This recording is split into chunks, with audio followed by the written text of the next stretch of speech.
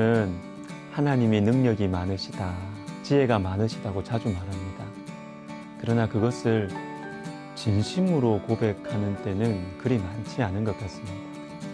하나님의 능력과 지혜에 대해서 진심으로 고백하는 대표적인 경우가 있기는 한데, 그것은 내가 도저히 감당할 수 없는 존재를 꺾어주실 때입니다. 내 능력으로는 도저히 풀 수 없는 문제를 해결해 주실 때 우리는 하나님의 능력과 지혜를 인정하게 됩니다.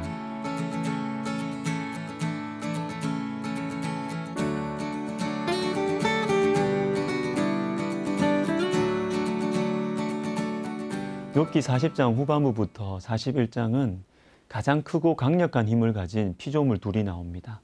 이 피조물들이 구체적으로 무엇인지에 대해서는 의견이 갈리지만 중요한 것은 욥이 도저히 감당할 수 없는 존재들이라는 사실입니다. 40장 15절에 이제 소같이 풀을 먹는 배의 못을 볼지어다. 내가 너를 지은 것 같이 그것도 지었느니라. 이 엄청난 동물을 하나님이 지으셨다는 거예요. 41장 33절에 세상에는 그것과 비할 것이 없으니 그것은 모든 높은 자를 내려다보며 모든 교만한 자들에게 군림하는 왕이니라. 리워야단이라는 동물은 모든 피조물보다 크고 강력하다는 것입니다. 그런데 이 동물들을 왜 말씀하실까요?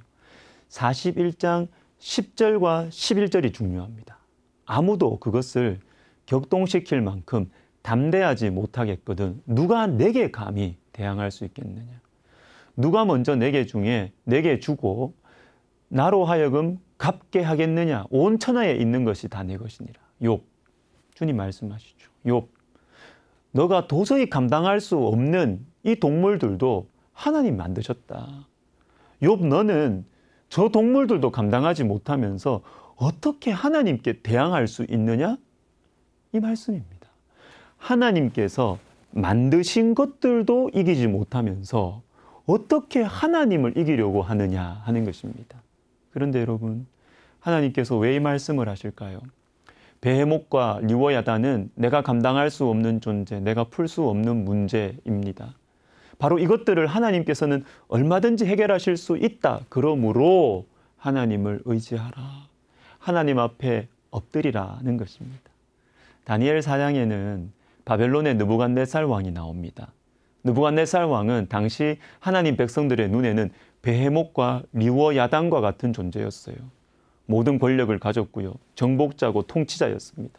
그런데 이 왕이 교만하다가 하나님의 심판을 받습니다. 리워야단이 넘어진 거예요. 그리고 하나님께로 돌아온 후에 이 리워야단 같은 느부갓네살의 입에서 하나님 찬송이 흘러나옵니다. 그러므로 지금 나 느부갓네살은 하늘의 왕을 찬양하며 칭송하며 경배하노니 그의 일이 다 진실하고 그의 행하심이 의로우심으로 교만하게 행하는 자를 그가 능히 낮추심이라. 자, 여러분, 이 말씀을 보는 하나님 백성들의 마음이 어떠했을까요? 하나님의 능력과 지혜를 진심으로 인정하고 의지하게 되는 것입니다.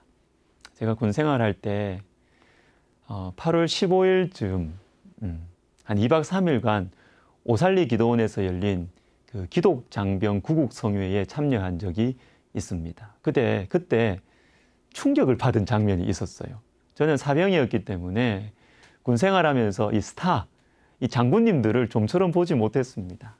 근데 거기 가니까 이 장군님들 수십 명이 예수 그리스도 앞에 엎드리고 기도하고 찬양하는 것입니다. 당연하죠. 우리 예수님은 만왕의 왕이시기 때문입니다. 그런데 솔직하게 말해서 저 같은 사병에게는 예수 그리스도보다 장군님들이 더 강해 보이거든요. 감히 쳐다볼 수도 없고요. 멀리서라도 보게 되면 큰 소리로 충성 경례를 해야 돼요. 그런데 그 강해 보이는 장군님들이 예수 그리스도 앞에 충성을 맹세하고 엎드리는 거예요. 얼마나 은혜가 되는지. 내가 감당할 수 없는 존재들이 주님 앞에 엎드려질 때 주님의 능력과 지혜를 진심으로 인정하고 신뢰하게 되는 것입니다. 누가복음 5장을 보시면 베드로가 예수님 앞에 엎드리는 사건이 나옵니다.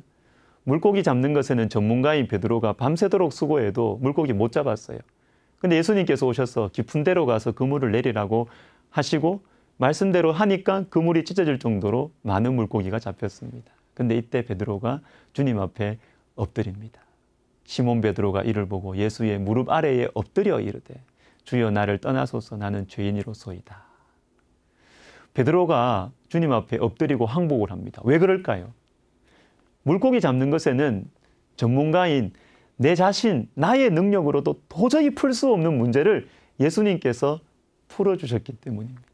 이때 우리는 주님 앞에 항복합니다. 그리고 우리 힘으로 도저히 감당할 수 없는 것들 중에서 가장 심각하고 위험하고 무서운 것이 있습니다. 영원한 사망, 지옥입니다. 그런데 예수 그리스도께서 이것을 해결하셨습니다.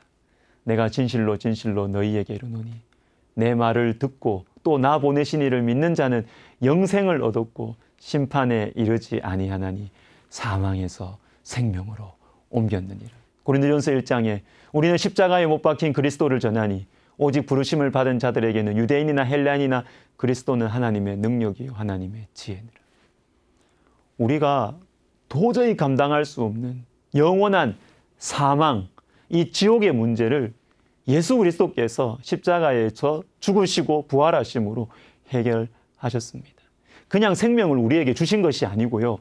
사망에서 생명으로 우리를 옮기셨다. 즉 원래는 우리가 영원한 사망에 있었는데 우리를 생명으로 옮기셨다는 것입니다. 그리스도의 십자가가 하나님의 능력과 지혜입니다. 사랑하는 성도 여러분, 감당할 수 없는 사람이 있습니까? 풀 수 없는 문제가 있으십니까? 내 능력으로는 도저히 감당할 수가 없고 내 인격으로는 도저히 품을 수가 없어요. 더 이상 많이 힘드시죠? 그러나 하나님의 능력과 지혜를 체험할 수 있는 때가 온 것입니다. 진심으로 우리 하나님의 능력과 지혜를 고백할 수 있는 때가 가까이 왔습니다.